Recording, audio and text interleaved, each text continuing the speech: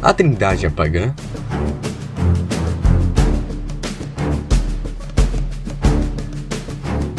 Uma acusação muito séria, que é frequentemente levantada por grupos antitrinitarianos, é de que a doutrina da Trindade é pagã. Embora nós sejamos trinitarianos, este vídeo não visa defender a Trindade biblicamente, mas apenas responder a essa afirmação de que a Trindade é pagã, que é muito fácil de ser acreditada quando não se estuda o paganismo a fundo. Essas pessoas dizem que a Trindade é uma filosofia pagã. Isto exige necessariamente a existência de filósofos pagãos ensinando e defendendo a ideia da Trindade, mas não existe nenhum. Pesquisando sobre isso, esse site antitrinitariano, tentando provar que a Santíssima Trindade é pagã, diz: o primeiro uso da palavra Trindade, em sua forma grega trinas, foi de autoria de Teófilo, bispo de Antioquia da Síria, no 8º ano do reinado de Marco Aurélio, 168 anos depois de Cristo. Ele usou a palavra no segundo dos 3 livros que escreveu, endereçados ao seu amigo Autólico. Ao comentar o 4º dia da criação em Gênesis, ele escreveu: da mesma maneira, também os 3 dias que foram antes dos luminares são os tipos da Trindade, de Deus, de sua palavra e sua sabedoria. Ou seja, eles alegam que o termo Trindade é uma invenção de Teófilo de Antioquia no 2º século. Ocorre que Teófilo não era nenhum filósofo pagão, e sim um bispo cristão.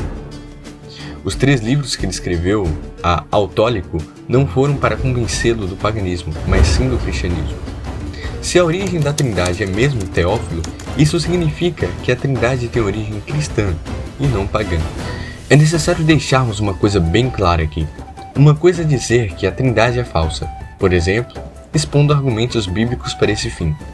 Outra coisa bem diferente é dizer que a Trindade é pagã. Para a Trindade ser de origem pagã, ela deve ter sido criada e ensinada por povos pagãos, e então os cristãos teriam que ter, por alguma razão, transportado este ensino para dentro do escopo cristão.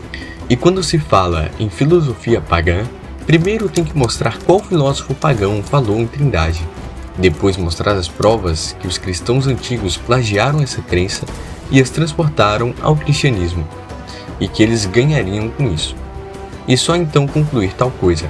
Mas o que vemos por aí é que nada é provado e já tiram de antemão a conclusão que a Trindade é pagã.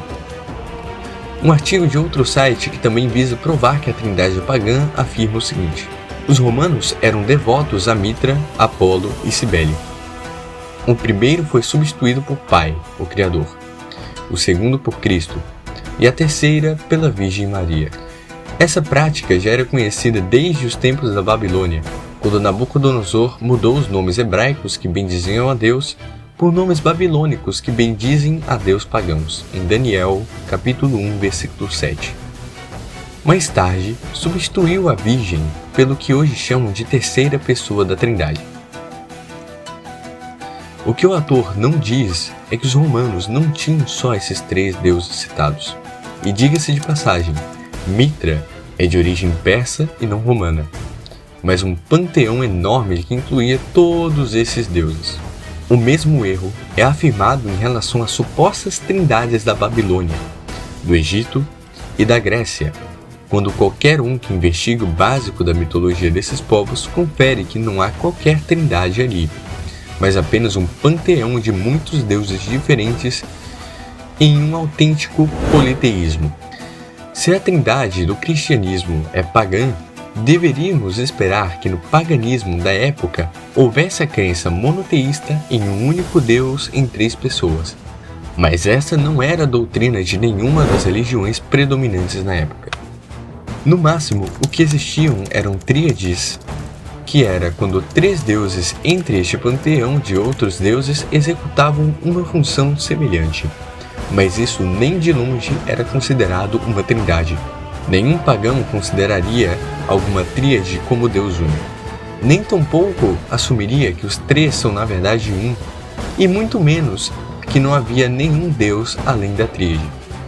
Tampouco essas tríades eram consideradas responsáveis pela criação e manutenção de todo o universo. Na verdade, grande parte delas se preocupava com coisas bem menores, como o poder de transformar em pedra qualquer um que olhasse nos olhos. Ou seja, eram apenas 3 deuses em meio a muitos outros deuses de um panteão de deuses do politeísmo da época e responsáveis por uma função limitada e específica dentro deste panteão de deuses.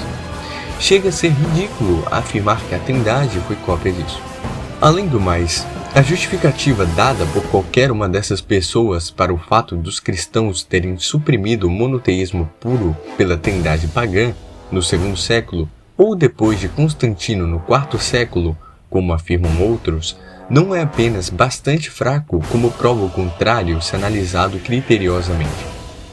O argumento é o seguinte: os cristãos da época precisavam apresentar um cristianismo mais atraente aos filósofos pagãos para ganhar simpatia e a adesão da parte deles. E como o monoteísmo não era nada vantajoso, decidiram criar a Trindade que supostamente já predominava nessas culturas do paganismo greco-romano. Ora, já vimos que esses povos nem de longe eram trinitarianos, o que por si só já derrubaria esse argumento. Mas o problema é muito maior que isso, pois se essa fosse mesmo a intenção dos antigos cristãos, lhes teria sido muito mais fácil dizer que existiam 3 deuses ou 3 deuses entre muitos outros deuses à semelhança das tríades do paganismo, do que afirmar algo que seria e foi considerado um completo absurdo para a época, uma novidade escandalosa e que ainda é complexa de se entender até para os dias de hoje, que há 3 pessoas, mas um único Deus. Ou, em outras palavras, que há 3 pessoas que compartilham de uma mesma natureza única e divina, designado um único ser, Deus. Os pagãos poderiam até admitir a crença em 3 deuses, mas nunca a de que não são 3 deuses, mas um só. Nenhum pagão estaria acostumado a lidar com isso, e isso de modo algum serviria a ganhar o apoio deles, mas pelo contrário, contribuiria a ganhar a antipatia e hostilidade desses povos que nem mesmo entenderiam do que se trata. Não à toa, o arianismo fez tanto sucesso entre os bárbaros, que embora fossem antes politeístas, tinham mais facilidade em assimilar o arianismo do que o trinitarismo. Em outras palavras, assumir a Trindade para atrair os pagãos seria um verdadeiro tiro no pé, se fosse mesmo a ideia. Se Constantino, como um imperador e verdadeiro presidente do primeiro concílio ecumênico de Niceia, quisessem infiltrar os deuses pagãos para dentro do cristianismo, ele não teria feito isso inventando a Trindade, que nem mesmo existia no paganismo, mas simplesmente resgatando o bom e velho politeísmo romano e destruindo completamente a noção de um único Deus no cristianismo.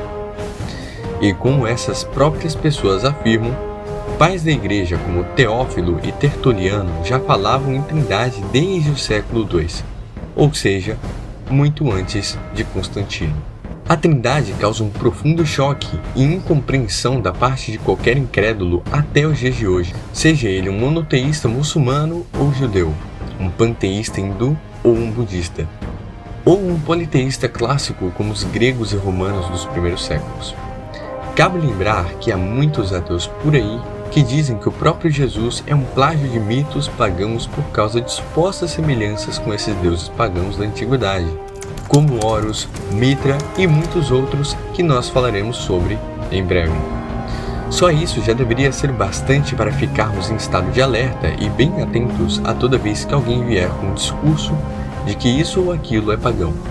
É preciso uma análise mais detida de cada caso específico e um estudo sério e sincero, em vez de comprar a ideia da primeira pessoa que tenta impor o paganismo em uma ideia, somente por não acreditar nela.